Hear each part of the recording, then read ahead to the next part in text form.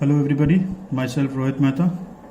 In this video we are going to talk about the third technique of discounted cash flow, that is internal rate of return. ये technique थोड़ा सा unique है अपने आप में और थोड़ा सा कैलकुलेशन इसका पेचीदा हो जाता है बिकॉज ये देखने को मिला है कि इसमें हम basically hit and trial method use करते हैं for calculating internal rate of return and deciding that कि प्रोजेक्ट शुड बी एक्सेप्टेड और नॉट. सो आगे बढ़ने से पहले let us define what is IRR. Internal rate of return is the discount rate that equates the present values of cash inflows with the initial investment associated with a project, thereby causing NPV is equal to 0. अब ये समझने की ज़रूरत है कि ये basically definition क्या कहना चाह रहा है. डेफिनेशन कहता है कि हम जब present value of cash inflow को कैलकुलेट करेंगे और जब उसमें से कैश आउटफ्लो माइनस करें तो हमारा जो एनपीवी है वो 0 के बराबर आना चाहिए. मतलब एक तरह से present value of cash inflow it should be equal to cash outflow. इसीलिए जब आप सबट्रैक्ट करोगे तो इट विल बी 0. तो यहां पे हमें ऐसा आर कैलकुलेट करना है. एनपीवी मेथड में आपने देखा था यहां पे के कैलकुलेट किया जाता था. यहां पे रेट ऑफ रिटर्न ऐसा कैलकुलेट करना है आपको. मतलब this is what needs to be found out, R. तो ऐसा आर फाइंड करना है जिससे आपका एनपीवी 0 होना चाहिए. मतलब cash inflow minus cash outflow should equal to 0. ये सारी चीजें मुझे समझाने की आपको जरूरत नहीं है. एक्सेप्टेंस रूल कैसे काम करता है in terms of IRR? When rate of return is greater than overall cost of capital. मतलब आप कमा ज्यादा रहे हो, आपके खर्चे कम हैं, तो सिंपल बात किया जाए बिजनेस के टर्म्स में तो आप उस प्रोजेक्ट को एक्सेप्ट कर लेते हो. जब आपका आर मतलब rate of return is less than the overall cost of capital, आप उस प्रोजेक्ट को रिजेक्ट कर देते हो. और जब आर आपका बराबर होता है ओवरऑल कॉस्ट ऑफ कैपिटल से तो यू मे एक्सेप्ट और may reject depending upon the financial manager. तो ये बेस है इंटरनल रेट ऑफ रिटर्न का. जैसा कि मैंने आपको बोला, it is basically a hit and trial method. So हम आगे बढ़ते हैं इसके सम की तरफ और देखते हैं कि बेसिकली इसको कैलकुलेट कैसे किया जाता है. The question is a project cost ₹16,000. It gives an annual cash inflow of 10,000, 8,000 and 6,000 respectively from year 1 till 3rd. Calculate its IRR. तो मैंने जैसा कि पहले आपको बताया था, IRR मेथड का जो कैलकुलेशन होता है it is basically hit and trial method. तो आप एक रेट ऑफ रिटर्न खुद अज्यूम करते हो. Basically you can assume at 15%, you can assume at 13%, you can assume at 20%. जिस पे भी आप अज्यूम करना चाहो आप अज्यूम करते हो. वैसे उसका भी एक मेथड होता है अज्यूम करने का, वो एक अलग चीज़ है. लेकिन मैं यहाँ पे बस आपको बता रहा हूँ कि कैसे हम इसको कैलकुलेट करते हैं. तो मैंने एक अज्यूम किया 20% रेट ऑफ रिटर्न. मतलब फॉर्मूले में आर को मैं 20% कंसिडर कर रहा हूँ. तो मैंने 3 साल रखा. 10,000, 8,000, 6,000 का कैश इनफ्लो होगा. टेबल मेथड से मैंने उसकी वैल्यू निकाल ली बुक के पीछे से, जो कि है 0.833, ₹1 की वैल्यू 20% के हिसाब से 1 साल के बाद. उसी तरह से ये आप चाहो तो नॉर्मली आप इसको कैलकुलेट भी कर सकते हो. जैसे हम कहते हैं 1 डिवाइडेड बाय 1.2 ये वैल्यू आ जाएगी. 1 डिवाइडेड बाय 1.44 ये वैल्यू आ जाएगी. तो इसी तरह से जैसे पहले मैंने आपको बताया था एनपीवी मेथड में, उसी तरह से ये वैल्यू आती है. जब आपको ₹1 का प्रेजेंट वैल्यू दिया हुआ है 0.833 1 साल के बाद 20% पे, तो 10,000 का कितना हो जाएगा? 10,000 इंटू 0.833 आ जाएगा 8,330. तीनों साल का निकाल लीजिए गुणा करके. अब इन इन्हीं को ऐड कर दीजिएगा तो आपको मिल जाएगा 17,356. ये आपका 20% पे है. आपको चाहिए कितना? आपको चाहिए कैश इनफ्लो का present value should be equal to cash outflow. Cash outflow दिया हुआ है 16,000. तो मतलब ये ज्यादा है. आपको चाहिए 16,000 लेकिन आपको 20% पे 17,356 रुपए मिल जा रहे हैं. 17,356. तो इनवर्स रिलेशन होता है. तो इसका मतलब आपको ये 16,000 की तरफ ले जाना है। तो 16,000 की तरफ ले जाना है मतलब आपको डिस्काउंटिंग रेट बढ़ाना होगा। तो हम दूसरा अज्यूम करते हैं 30% आर पे, मतलब आर इज इक्वल टू 30% होगा। तो क्या इंपैक्ट पड़ेगा नेट प्रेजेंट वैल्यू के ऊपर?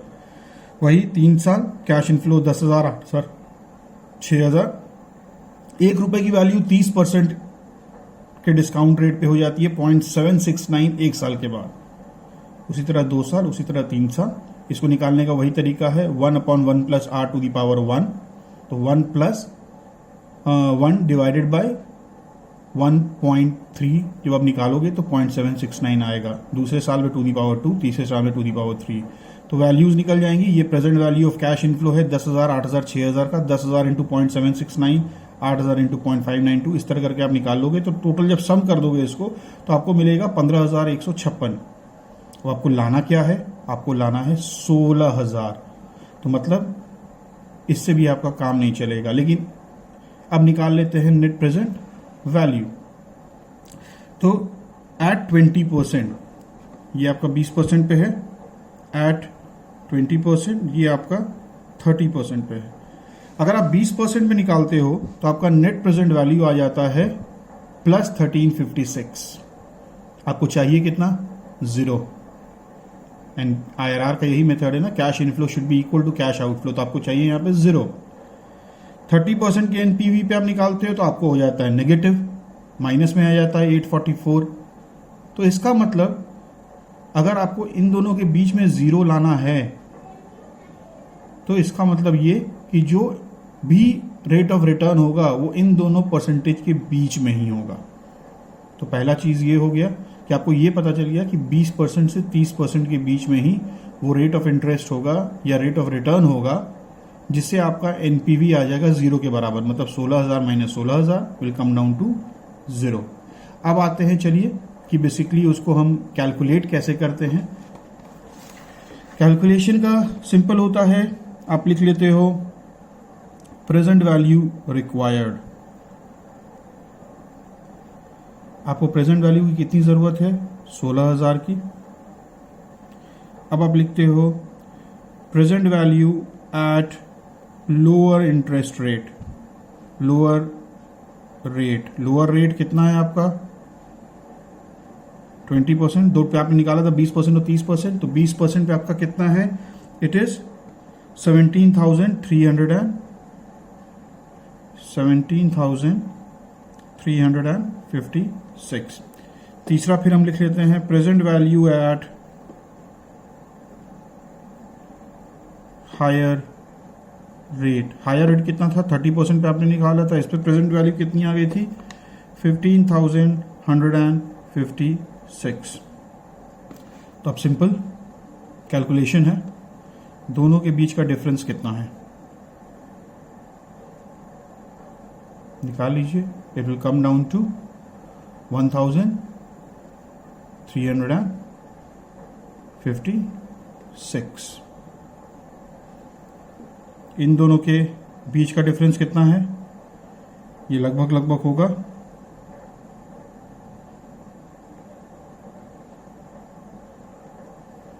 2200। तो ये मिल गया। अब आपको इसको सिंपल फॉर्मूले के ऊपर रख देना है। तो ये फॉर्मूला है IRR, और R is equal to lower rate plus higher rate minus lower rate, P1 minus Q divided by P1 minus P2। अब इसको देख लेते हैं। P1 stands for present value of cash inflow of lower rate. Present value of cash inflow of lower rate मतलब क्या?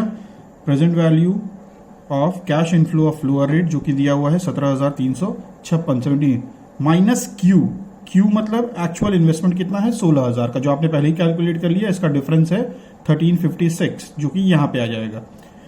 नीचे आपका क्या है? P1 minus P2। P1 हम लोग को ऑलरेडी पता है, present value of cash inflow of lower rate, minus P2 stands for present value of cash inflow of higher rate. मतलब 17,356 माइनस 15,156 जो वैल्यू आएगी वो नीचे चली जाएगी। तो अब इसको पुट डाउन करते हैं।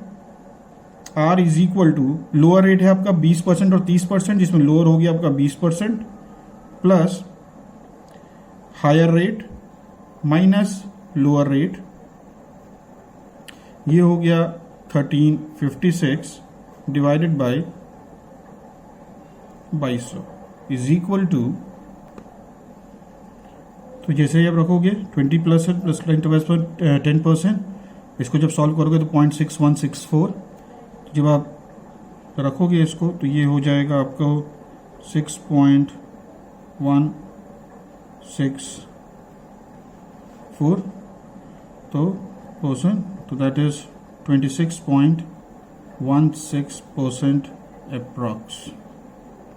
ये आपकी वैल्यू हो गई आर की। अब जैसा कि बोला एक्सेप्टेंस रूल, अगर प्रोजेक्ट या आपका मैनेजमेंट ये बोलता है कि आपका cost of capital, suppose cost of capital है आपका 30% और आपका रिटर्न है 26%, तो इट विल बी रिजेक्ट। यहीं अगर आपकी कॉस्टिंग है, मतलब जो हम लोग बात करते हैं कॉस्ट ऑफ कैपिटल, अगर ये है 20% और आपका रेट ऑफ रिटर्न है 26% का, तो यहां पे आ जाएगा एक्सेप्ट। तो ये चीजें आपको करनी होती है जब हम लोग रेट ऑफ रिटर्न की बात करते हैं।